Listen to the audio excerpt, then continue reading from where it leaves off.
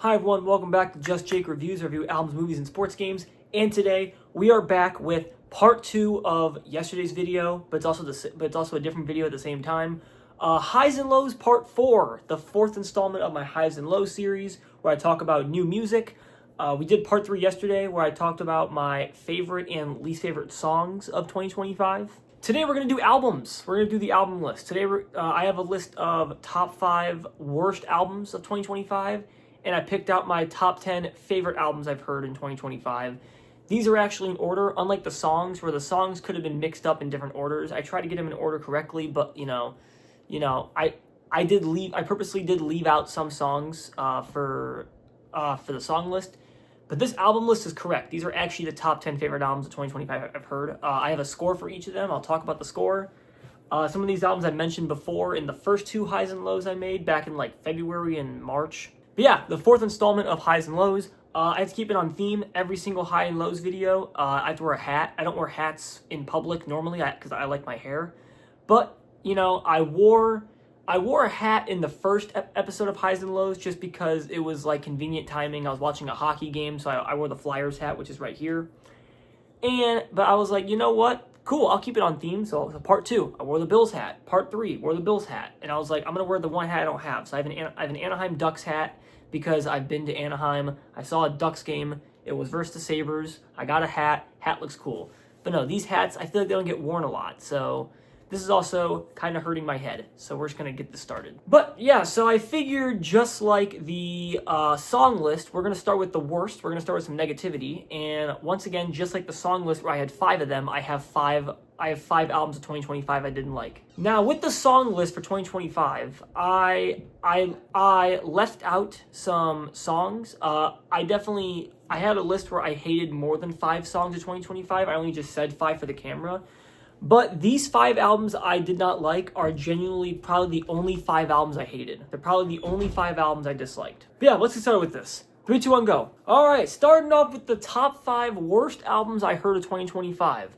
Number 5. I have talked about this album 3 different times on this channel, including today. Before this will be my 3rd time talking about this album. And I'm done after this. This is probably the last time I'll ever speak at this album. Who's calling that shit? Let's talk about it again. Some Sexy Songs for You by Drake and Party Next Door. I did a whole review of this album on my channel. There's a whole review of this album. It's kind of like my first comedy / joke review. But every single thing I said in that video was true. I meant it. And then this album was also in the Highs and Lows Part 1. I should know because I just rewatched 1 and 2 last night, actually. So after rehearing this album, I unfortunately did, for, making my list of the best and worst albums, I was like, this album's mid. I don't think it's that trash. Yes, Meet Your Padre and Nokia are bad songs, but this album is just mid. It's just mid. I don't care. I'll never hear it ever again. Like I said in the first time I ever talked about this album, this is a Drake album. It is not a collab album. Party Next Door is on this album probably for 30% of it, and the other 70 is all Drake, which is annoying. This album gets a 5 flat, a 5.0, straight mid. Number 4. It's a real shame. It's a real shame. The first time I ever heard this album, I was like, this album's not bad, and everyone hated it. I was like, this album isn't that bad. I like Travis Scott.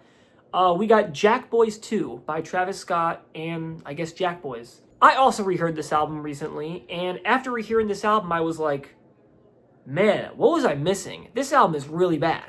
This album really sucks. It's really bad. When you press play on this album, and the very first song being Champagne and Vacay, you're like, this album's pretty good so far. Great first song. I love that song. And then after that, I don't know what happened. And I like albums that have a lot of features. So this album feels a little bloated. Feels like too many features take up the spotlight. And I'm not even a big fan of Jack Boys 1. But this album, man, and the song Shine with Glorilla, which has the wobbly wiggly wobbly part, which is also a joke.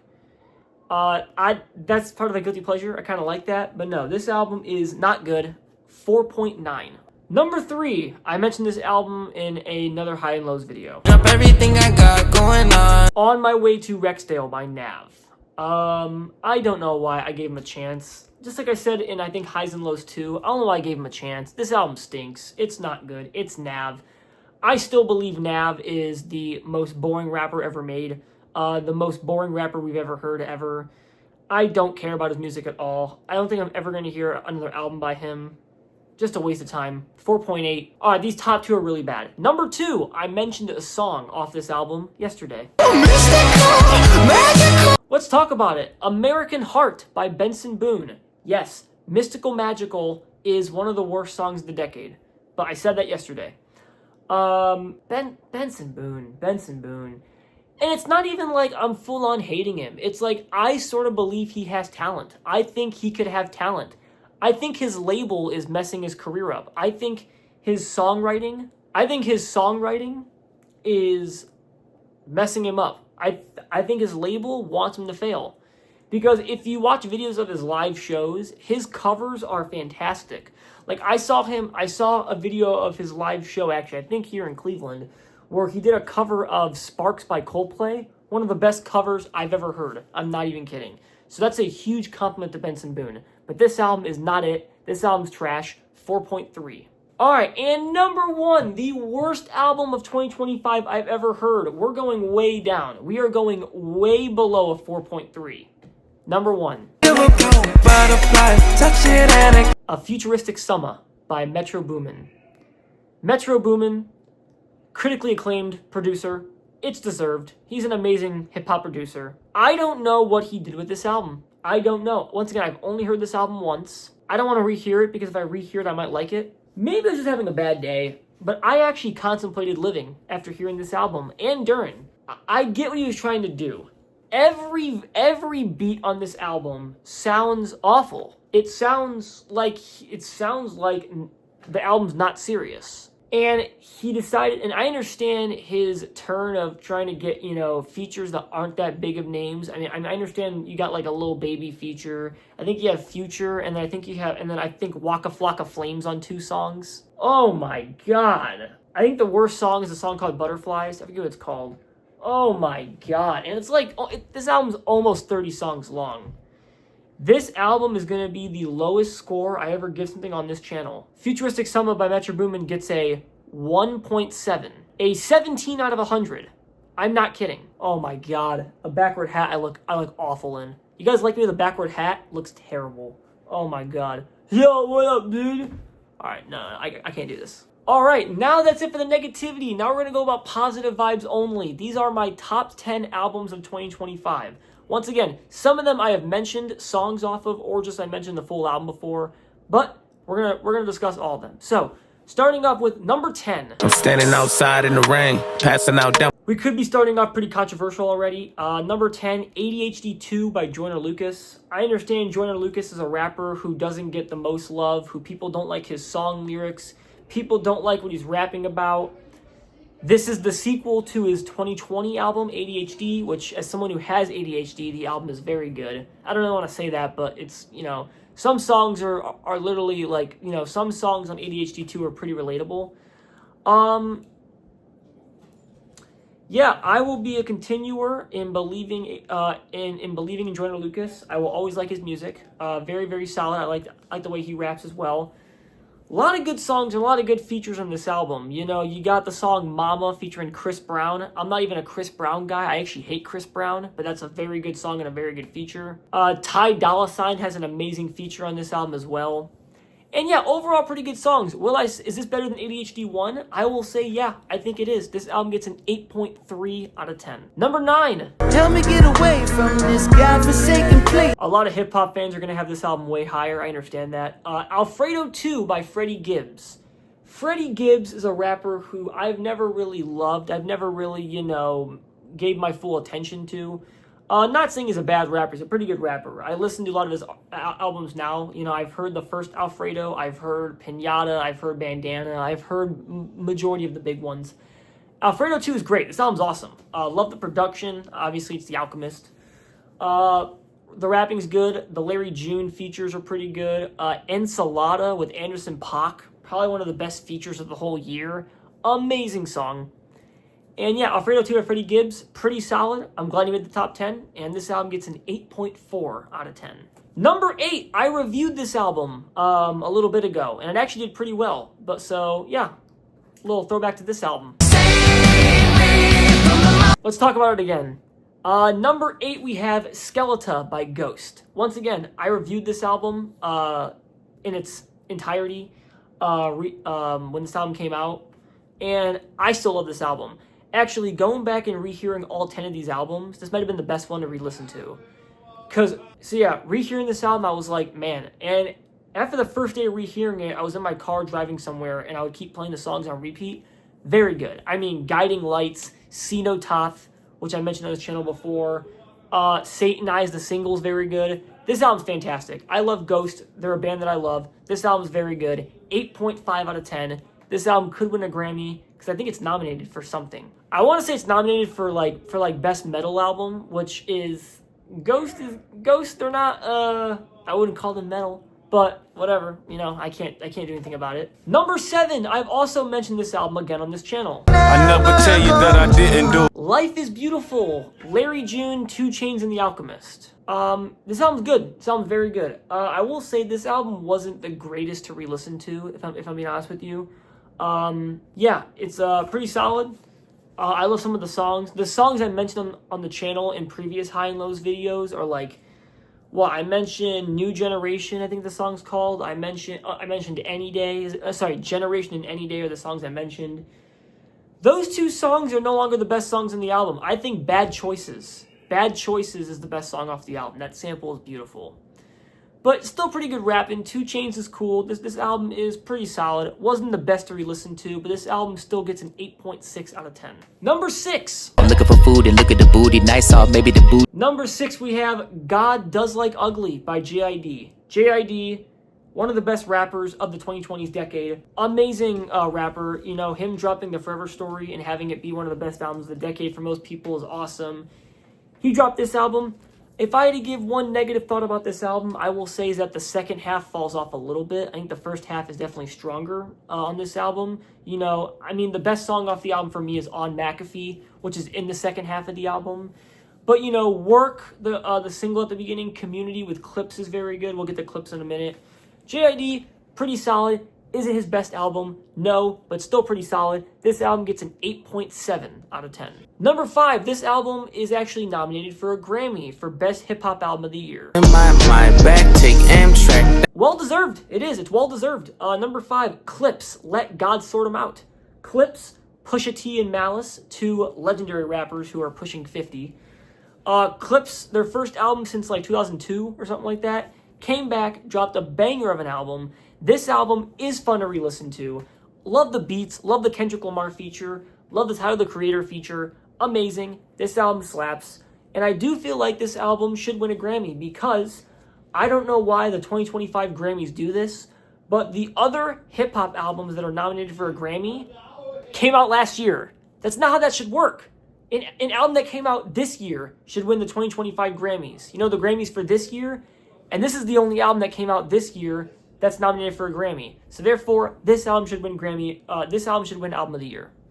This album also gets an 8.7 out of 10. Number 4, mentioned this album also in a previous video.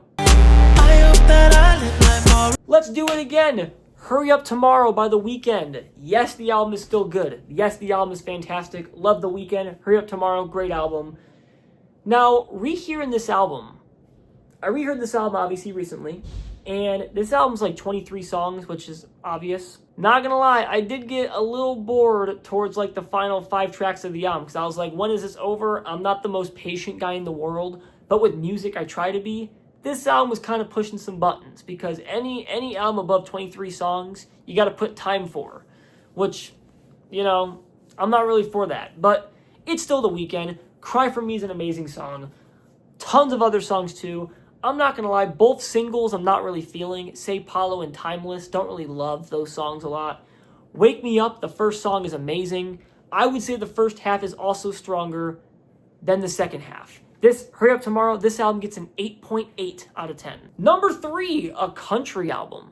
Interesting. This is your heart talking. Yeah, so I know I mentioned a song off this album in a previous High and Lows video. We have Heart Talkin' by D. White.